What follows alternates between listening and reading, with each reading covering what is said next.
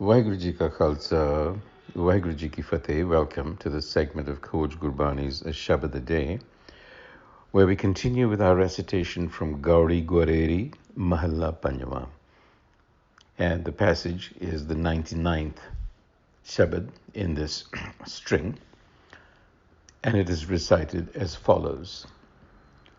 Gauri Gwareri Mahalla Panjwa, Kaljug meh mile aae Sanjog, जिच्चर आज्ञा तिच्चर भोगह भोग जले न पाइयै राम स्नेही किरत संजोग सती उठ होई रहाओ देखा देखी मन हठ जल जाइयै प्रसंग पावे बहु जोन पवाइयै देखा देखी मन हठ जल जाइयै प्रसंग न पावै बहु जोन पवाइयै सील संजम प्र आज्ञा मानै तिस नारी को दुख न जमानै कहो नानक जिन प्रियो परमेसर कर जानिया तन सती दरगह परवानिया. The Shabad is a relatively short one.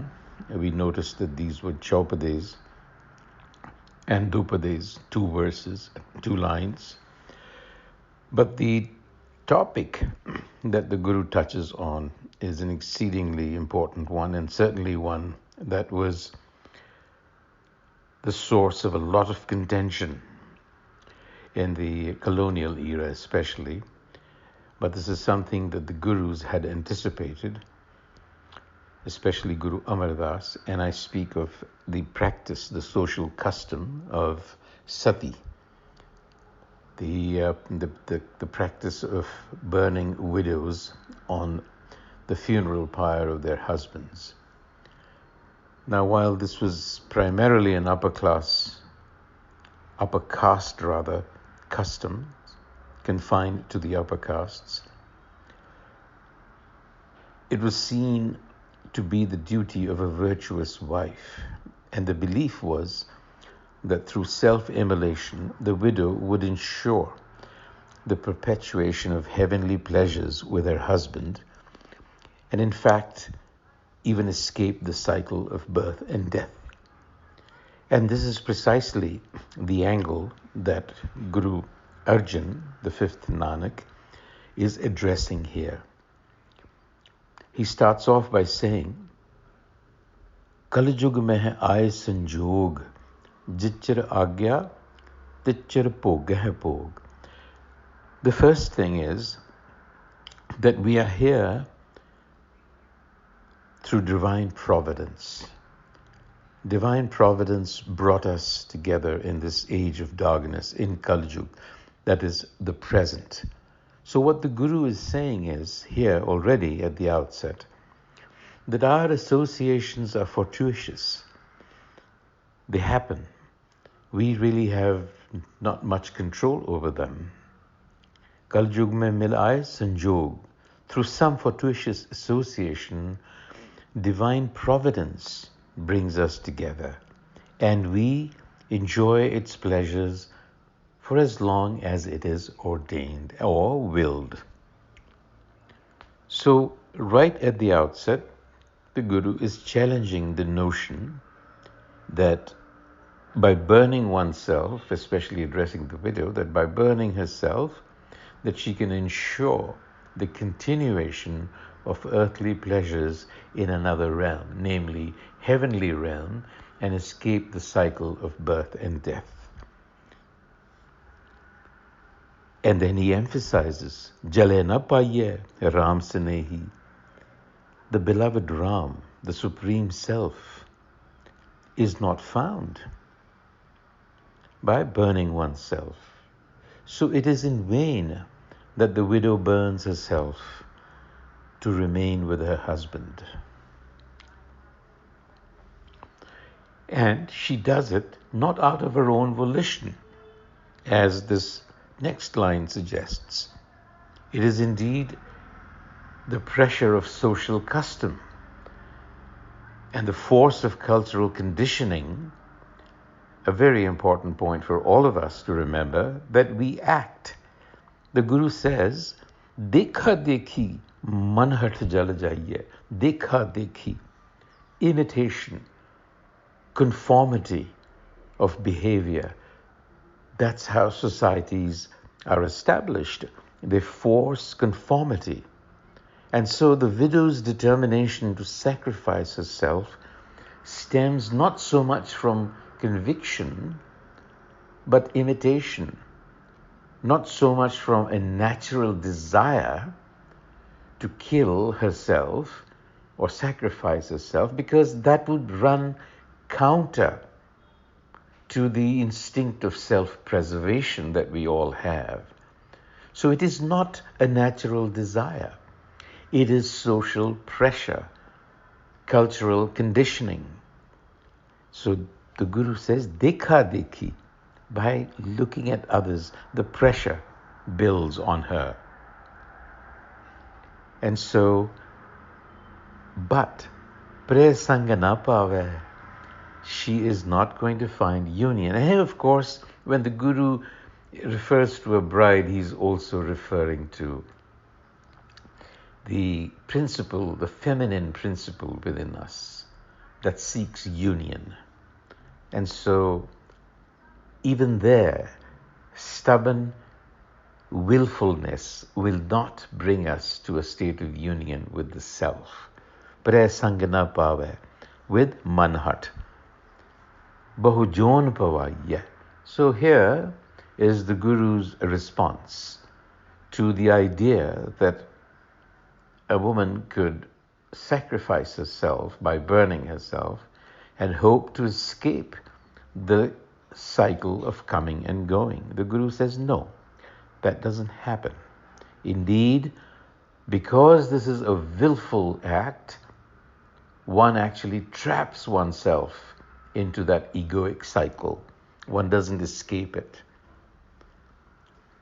A point for all of us to really be aware of, because we work under a great deal of cultural pressure and feel the need to conform to what others are doing. And while it is healthy up to a point, to the point of keeping society intact, because we need a collective to survive, an individual cannot survive by itself, there are also limits to how conforming or how much of a conformist you have to be. And that really is the sense of discrimination that we have to cultivate in ourselves. And here is the Guru's insight. He says, Seal sanjam pre agya manne, tis nari ko dukh na jamanne. Jamanne, the pangs of death. Again, our existential fears.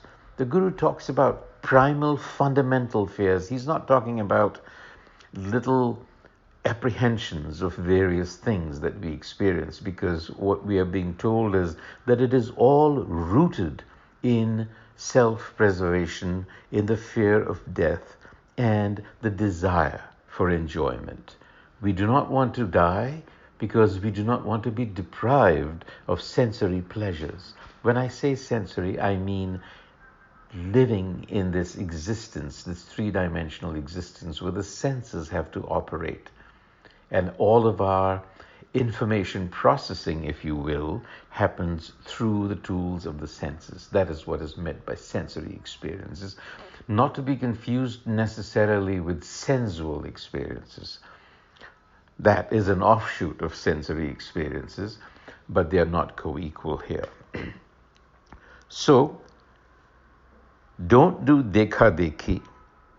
Instead, seal sanjam, discipline, patience, and walk in the will. Harmonize yourself. Agya manne, pre agya manne, the direction of the self, which is hukam.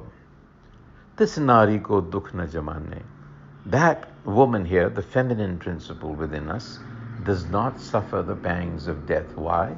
because it has found union with the self that is indestructible, that doesn't come and go, that doesn't come through a womb. It is only the body, and it resides in there. That's the idea, that you begin to see through the illusion of birth and death. Kaho Nanak, jin pryo paramesar kar janaya tan sati dargah paravanya. So here is the Guru's definition of a sati. It is not the practice that they are referring to or the social custom. They are indeed referring to being virtuous. They are referring to it as a virtuous woman. And it is in this sense that Gurbani talks about being a sati, the upholders of truth, contented, charitable. These are some of the implications of being a sati. So clearly, Gurmat does not condone the cultural practice of sati. Indeed, it has told us through this passage that this is stubborn and willful and therefore will lead to further bondage. So what we need to do is jin priyo paramesar kar janya tan sati dargah paravanya. Dargah, at the threshold of the self, such a sentient being will be recognized. Paravanya, accepted. So that is another way of saying that you will reach the threshold of another dimension of your consciousness through patience, through the cultivation of discipline in your life, and through the effort to harmonize your nature with the will, which simply means with your environment, being integrated. And that capacity has to be cultivated. On that note, until the next time, Vaheguru Ji Ka Khalsa, Vaheguru Ji Ki Fateh.